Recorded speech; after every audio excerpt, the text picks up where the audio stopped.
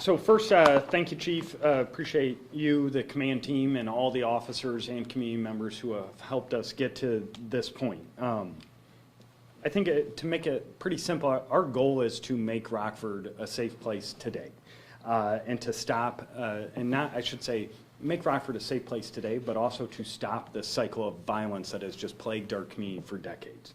To do this, I really look at crime through two different lenses. The first is a more traditional approach. We need to enforce the laws and catch individuals who are committing violent crimes and committing crimes throughout our community.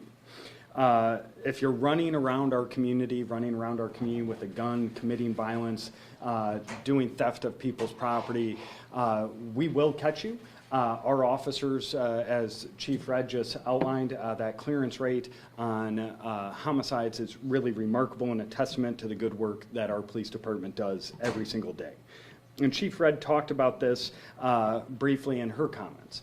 Myself and the City Council have invested heavily into the Rockford Police Department. You look at, since the time I took office to today, we've increased our police budget by 46%.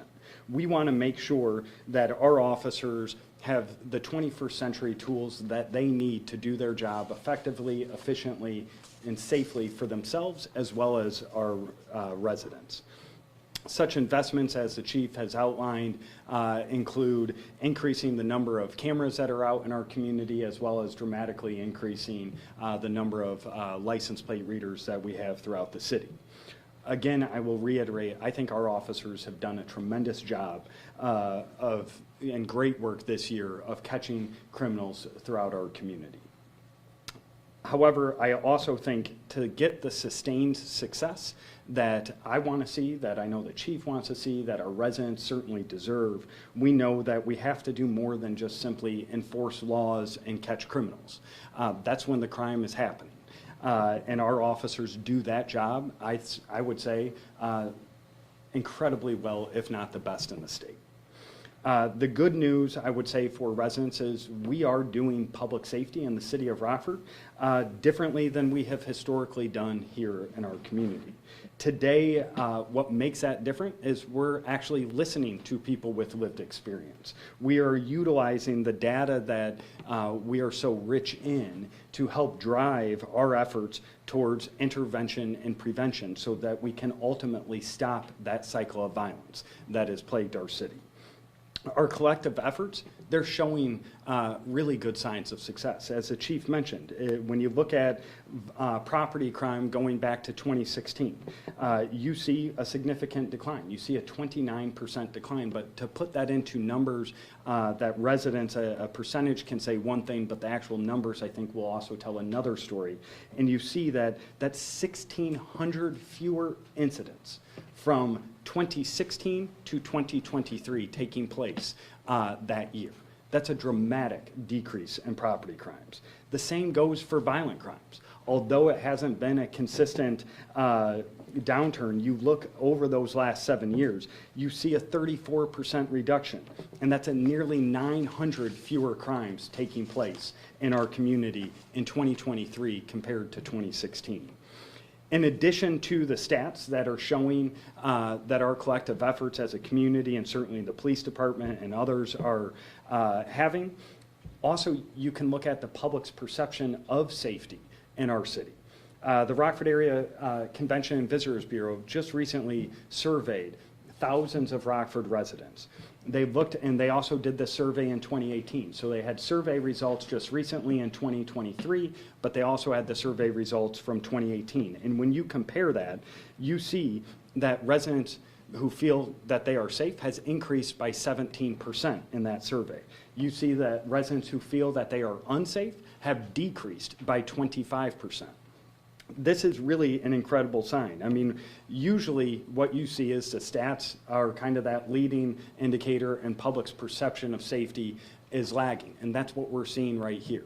Our work is absolutely working to make our community a safer place, and our citizens feel it. As a community, I think what's really critical is we are investing millions of dollars and a tremendous amount of effort into intervention and prevention efforts specifically around our youth. I'm proud that these efforts are coming from the listening sessions with people with lived experience. Our grassroots team and our staff are creating programs that meet the needs of the residents that the residents themselves are telling us that they need. These programs that we have, we're not just doing it kind of the way I would say it used to be done, that you would do a really wonderful program, you would take an anecdotal piece of data and say, you know, well, Tom's really improved his grades, he's doing a lot better. That's not how we're doing it. We have Region 1 Planning Council as a third party looking at this data. We are setting meaningful and measurable results for each and every program. To one, tell us, is the program actually working? But also, equally as important, is the program not working and we should stop doing it?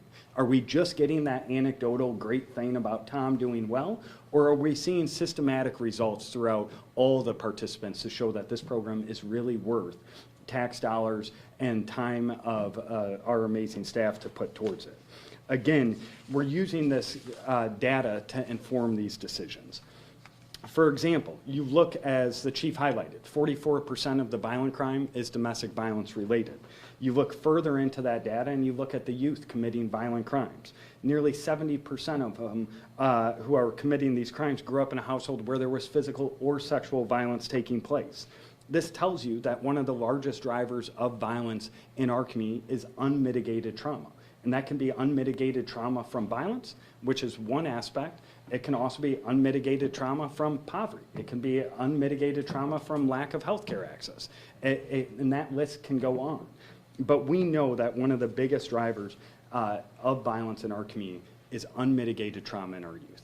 And so we are really fortunate, in my opinion, that we have Jennifer Cacciapaglia, who is the director of the Mayor's Office of Domestic and Community Violence Prevention, and she has an amazing team around her and a community of supporters and organizations that are really helping focus on youth and how we can help provide them better hope and opportunities so that they can live their most productive lives.